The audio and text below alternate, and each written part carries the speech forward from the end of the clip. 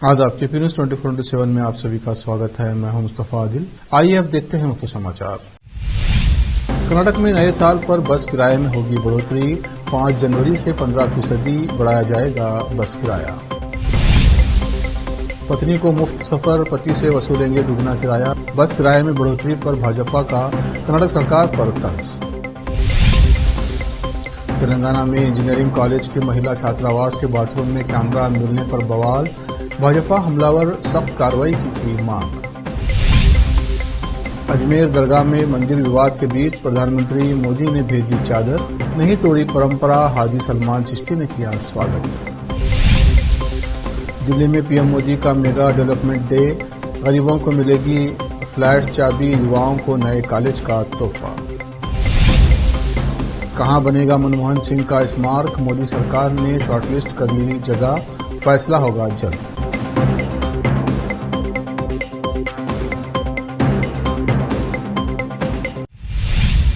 अब समाचार विस्तार से। कर्नाटक में मुख्यमंत्री सिद्धरामैया की अध्यक्षता में कर्नाटक मंत्रिमंडल की तरफ से बसों के किराए में बढ़ोतरी करने का फैसला लिया गया है। जानकारी के अनुसार राज्य में बसों के किराए में 15% की बढ़ोतरी की गई है और ये नए बस किराए 5 जनवरी से लागू होंगे। मामले में कर्नाटक के कानून और संसदीय मामलों के मंत्री एच.के. पाटिल ने कहा कि ईंधन की कीमतों और कर्मचारियों पर खर्च में बढ़ोतरी जैसे परिचालन लागत में भारी बढ़ोतरी को देखते हुए ये निर्णय लिया गया है। मंत्री पाटिल ने पत्रकारों को बताया, मंत्रिमंडल ने कर्नाटक राज्य सड़क परिवहन निगम केकेआरटीसी, उत्तर पश्चिम कर्नाटक सड़क परिवहन निगम एनडब्ल्यूकेआरटीसी, कल्याण कर्नाटक सड़क परिवहन निगम यानी केकेआरटीसी और बेंगलोर महानगर परिवहन निगम बीएमटीसी के 4 राज्य परिवहन निगमों के बस किराए में 15% की बढ़ोतरी करने का निर्णय लिया गया है। कर्नाटक में रोडवेज बसों में किराए में 15% बढ़ोतरी को लेकर भाजपा ने राज्य सरकार को घेरा है। कर्नाटक विधानसभा में विपक्ष के नेता आर अशोक ने कहा कि बसों में पत्नी के लिए मुफ्त और पति के लिए किराया दुगना कर दिया गया है। उन्होंने कहा कि राज्य सरकार ने कमीशन के लिए ऐसा किया है। सरकार की माली हालत खराब हो गई है। उनको परिवहन विभाग को 4,000 करोड़ रुपए से अधिक देने हैं, उनके पास पैसे नहीं हैं, इसलिए ऐसा किया गया है। विपक्ष के नेता आर अशोक ने कहा कि इस मुद्दे को लेकर मैं शुक्रवार को विरोध प्रदर्शन करूंगा। शनिवार को भाजपा राज्यव्यापी विरोध प्रदर्शन करेगी। वहीं भाजपा विधायक धीरज मुनिराजू ने कांग्रेस सरकार पर लोगों को लूटने का आरोप लगाया। मुनिराजू ने कहा कि सरकार लोगों पर कोई उपकार नहीं कर रही है। लोगों को 2,000 रुपये दिए जा रहे हैं, लेकिन शहरी लोगों से 20,000 और ग्रामीणों से 5 से 6,000 रुपये वापस लिए जा रहे हैं। सरकार लोगों को लूट रही है। महिलाओं को बसों में मुफ्त में सफर कराया जा रहा है, जबकि पुरुषों से दुगने से अधिक किराया वसूल किया जा रहा है। तेलंगाना के मेडचल मल्काजगिरी के एक इंजीनियरिंग कॉलेज के महिला छात्रावास में छात्राओं का बाथरूम में वीडियो बनाने के मामले में पुलिस ने मुकदमा दर्ज कर लिया है। छात्राओं ने छात्रावास के स्टाफ के खिलाफ विरोध प्रदर्शन किया। वहीं विपक्षी दलों ने इस मुद्दे पर सरकार को घेरना शुरू कर दिया। भाजपा ने घटना को गंभीर बताते हुए सख्त कार्रवाई की मांग की है। गुरुवार को मेडचल मल्काजगिरी के CMR इंजीनियरिंग कॉलेज के महिला छात्रावास की छात्राओं ने आरोप लगाया था कि छात्रावास स्टाफ ने बाथरूम में उनका वीडियो रिकॉर्ड किया है। बाथरूम में कैमरे लगाकर उनके सैकड़ों वीडियो रिकॉर्ड किए गए हैं। छात्राओं ने हॉस्टल स्टाफ के खिलाफ विरोध प्रदर्शन किया और आरोपियों के खिलाफ कार्रवाई की मांग की। मेडचल मल्काजगिरी पुलिस ने मामला दर्ज कर जांच शुरू कर दी है। इसे लेकर तेलंगाना भाजपा प्रवक्ता रचना रेड्डी ने कहा कि ये सच है कि CMR महिला कॉलेज के छात्रावास में कई छिपे हुए कैमरे हैं। कॉलेज की लड़कियों की लगभग 300 या उससे अधिक वीडियो रिकॉर्डिंग कर्मचारियों के पास हैं। ये महिलाओं की गरिमा से दुर्व्यवहार और हमले का बेहद भयानक और गंभीर मामला है। हालांकि ये राहत है कि तेलंगाना महिला आयोग ने पहले ही इस पर संज्ञान लिया है और सभी रिकॉर्डिंग सहित विस्तृत जांच के लिए कहा है। एक FIR भी दर्ज की गई है और जांच शुरू हो गई है। अजमेर की गरीब नवाज हजरत ख्वाजा मुइनुद्दीन चिश्ती की दरगाह में 813वां उर्स शुरू हो गया है। इस खास मौके पर 4 जनवरी को प्रधानमंत्री मोदी की चादर अजमेर शरीफ दरगाह में मजार पर चढ़ाई जाएगी। बता दें कि पीएम मोदी ने 11वीं बार अजमेर शरीफ की दरगाह पर चादर भेजी है। केंद्रीय अल्पसंख्यक कार्य मंत्री तथा संसदीय कार्य मंत्री किरण रिजिजू 4 जनवरी को अजमेर जाएंगे, जहां वे ख्वाजा गरीब नवाज के उर्स के मौके पर पीएम मोदी की चादर पेश करेंगे। मंत्री किरेन रिजिजू की यात्रा का आधिकारिक कार्यक्रम जारी किया गया है। किरेन रिजिजू चादर लेकर शुक्रवार सुबह 9 बजे हजरत निजामुद्दीन दरगाह जाएंगे। इस दौरान बीजेपी अल्पसंख्यक मोर्चे के कार्यकर्ता भी उनके साथ होंगे। निजामुद्दीन दरगाह के बाद चादर लेकर महरौली की दरगाह होते हुए काफिला जयपुर के लिए रवाना होगा। कल अल्पसंख्यक कार्य मंत्री सिर्फ हजरत निजामुद्दीन दरगाह के कार्यक्रम में शामिल होंगे। इसके बाद शनिवार को वो अजमेर में पीएम की चादर मजार पर चढ़ाएंगे। इस मौके पर अजमेर दरगाह के खादिम और चिश्ती फाउंडेशन के चेयरमैन हाजी सलमान चिश्ती ने प्रधानमंत्री नरेंद्र मोदी की ओर से भेजी जा रही चादर का स्वागत किया। उन्होंने कहा कि प्रधानमंत्री की तरफ से जो चादर भेजी गई है वो देश के 140 करोड़ देशवासियों को एक तोहफा है, मोहब्बत का, अमन का और एकता का। महाराष्ट्र के नई मुंबई इलाके में रिटेल स्टोर डी-मार्ट के बाहर गोलीबारी हुई है। इस गोलीबारी में एक व्यक्ति घायल हुआ है। पुलिस घटना की जांच कर रही है। पुलिस के अनुसार बाइक सवार 2 लोगों ने शुक्रवार सुबह करीब 9:30 बजे नवी मुंबई के सानपाड़ा इलाके में स्थित डी-मार्ट के बाहर गोलीबारी की। इस गोलीबारी में एक व्यक्ति घायल हुआ है। घायल की हालत स्थिर है। पुलिस जांच कर रही है। अब वक्त एक ब्रेक का, ब्रेक के बाद जल्द लौटते हैं। हिंदुस्तान के हर कोने में हम हैं मौजूद। 24 घंटे हालात पर गहरी नजर, खबरों से जुड़े चुपते सवालात और आपको दिखाता है धार्मिक, सामाजिक, राजनीतिक, लोकल और इंटरनेशनल न्यूज की सबसे बेहतर कवरेज जो आपको रखती है हर पल बाखबर। देश और दुनिया भर की खबर के लिए देखते रहें केपी न्यूज 24/7। ನಮಸ್ತೆ, ನನ್ನ ಹೆಸರು ಅಶ್ವಿನಿ. ನಾವು ಮಹಾರಾಷ್ಟ್ರ ಉಡುಪಿಯಿಂದ ಬಂದಿದ್ದೆವು. ನಮ್ಮ ಮದುವೆಯಾಗಿ 14 ವರ್ಷ ಆಯಿತು, ಮಕ್ಕಳಾಗಿರಲಿಲ್ಲ. ನಾವು 4-5 ಸಲ ತೋರಿಸಿದೆವು. ಬೀದರ್, ಬಸವಕಲ್ಯಾಣ, ಔರಂಗಾಬಾದ್, ಹೈದರಾಬಾದ್ ಎಲ್ಲ ತೋರಿಸಿದೆವು. ಎಲ್ಲಿ ಭೀ ಮಕ್ಕಳಾಗಿರಲಿಲ್ಲ. ಇಲ್ಲಿ ಬಸವಕಲ್ಯಾಣ ಜೀವನ್ ಜ್ಯೋತಿ ಹಾಸ್ಪಿಟಲ್ ಬಂದಿಲ್ಲ. ಮೇಡಮ್ ಟ್ರೀಟ್ಮೆಂಟ್ ಇದ್ದಿದ್ದು 1 ತಿಂಗಳಿಗೆ ನಮ್ಮದು ಸಕ್ಸಸ್ ಆಗಿದೆ.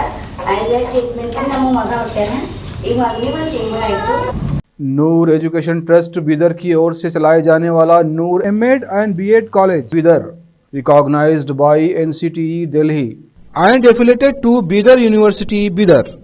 Admission are open for the academic year 2024-25। विशेषज्ञ और सक्षम शिक्षकों द्वारा शिक्षा प्राप्त करने के लिए नूर एमएड एंड बीएड कॉलेज में दाखिला लें और शांत वातावरण में शिक्षा प्राप्त करें। बीदर शहर में बेहतर शिक्षा का एकमात्र केंद्र Noor MEd and BEd college, Shahpur gate, Bidar. Phone numbers 9945283920, 8482221297।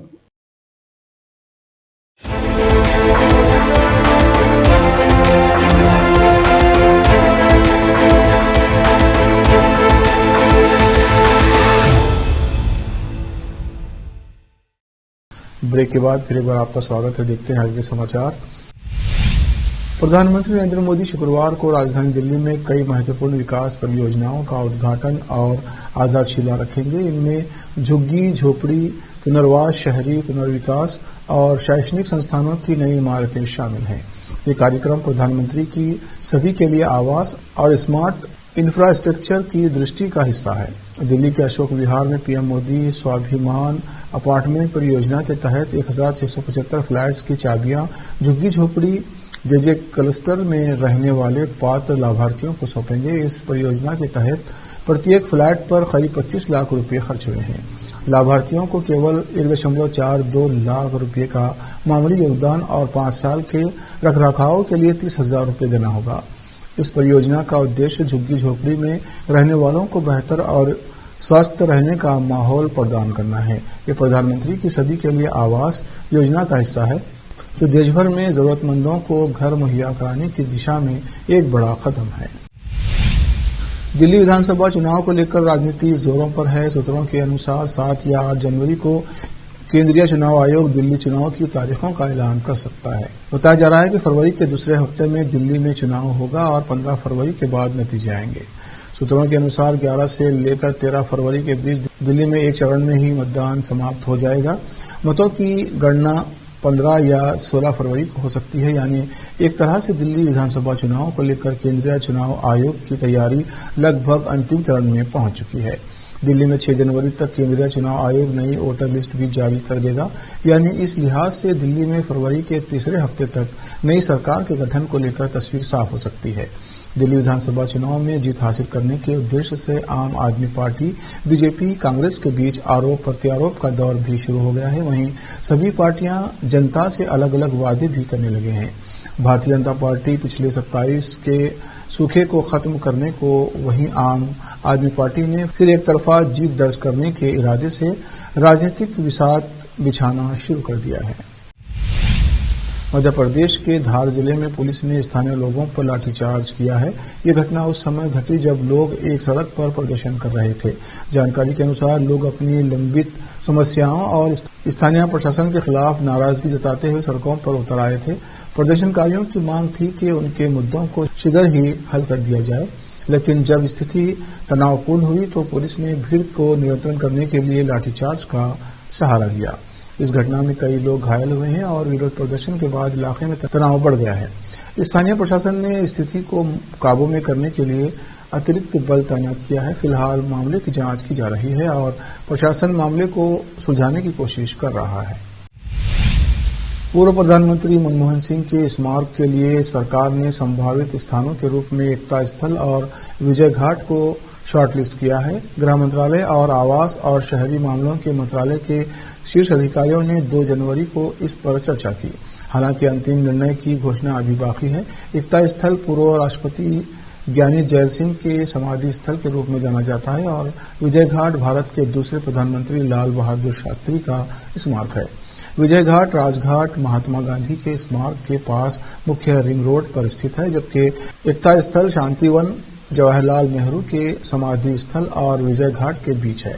सूत्रों के अनुसार शहरी विकास सचिव के श्रीनिवास जल्द ही मनमोहन सिंह के परिवार को इन प्रस्तावित स्थानों के बारे में जानकारी देंगे। इसके बाद जमीन आवंटन की प्रक्रिया शुरू होगी।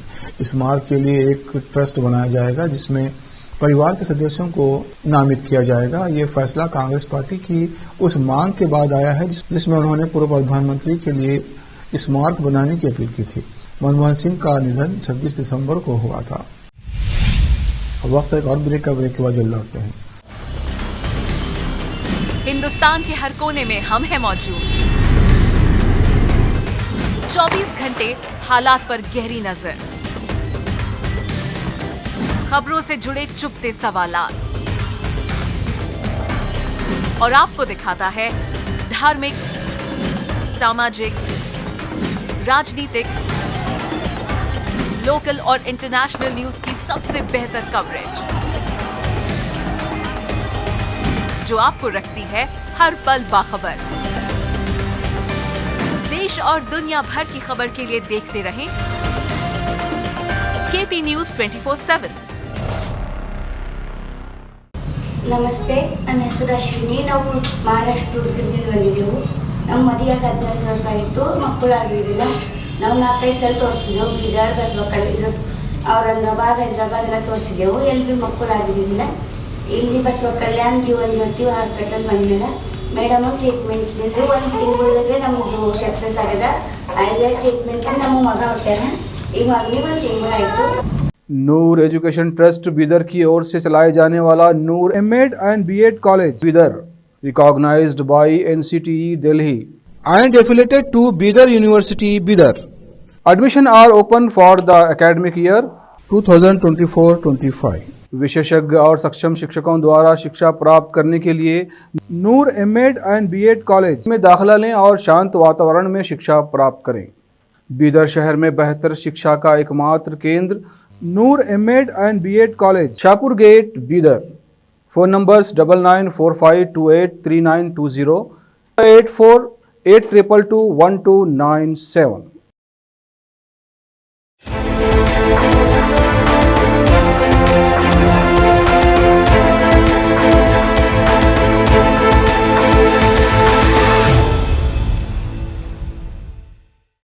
ब्रेक के बाद फिर एक बार आपका स्वागत है। देखते हैं अन्य समाचार।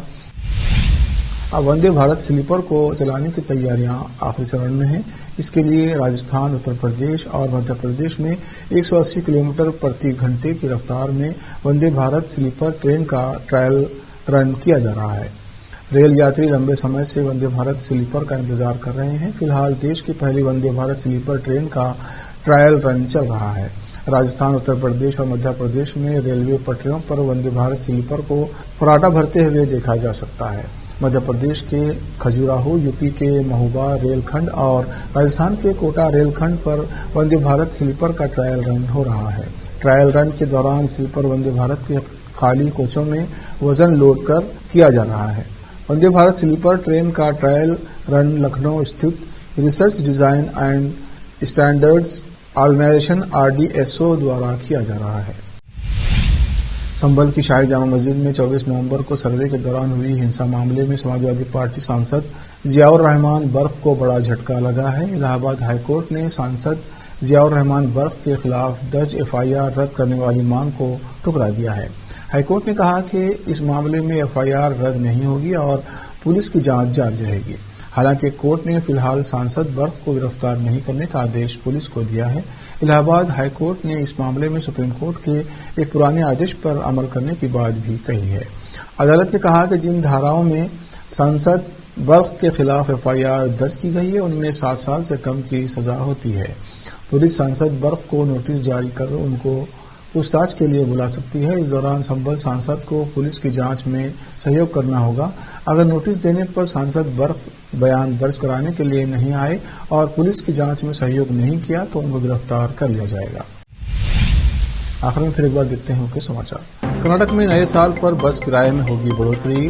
5 जनवरी से 15% बढ़ाया जाएगा बस किराया। पत्नी को मुफ्त सफर, पति से वसूलेंगे दुगना किराया। बस किराए में बढ़ोतरी पर भाजपा का कर्नाटक सरकार पर तंज। तेलंगाना में इंजीनियरिंग कॉलेज के महिला छात्रावास के बाथरूम में कैमरा मिलने पर बवाल। भाजपा हमलावर सख्त कार्रवाई की मांग। अजमेर दरगाह में मंदिर विवाद के बीच प्रधानमंत्री मोदी ने भेजी चादर। नहीं तोड़ी परंपरा, हाजी सलमान चिश्ती ने किया स्वागत। दिल्ली में PM मोदी का मेगा डेवलपमेंट डे। गरीबों को मिलेगी फ्लैट चाबी, युवाओं को नए कॉलेज का तोहफा। कहां बनेगा मनमोहन सिंह का स्मारक? मोदी सरकार ने शॉर्टलिस्ट कर ली जगह, फैसला होगा जल्द।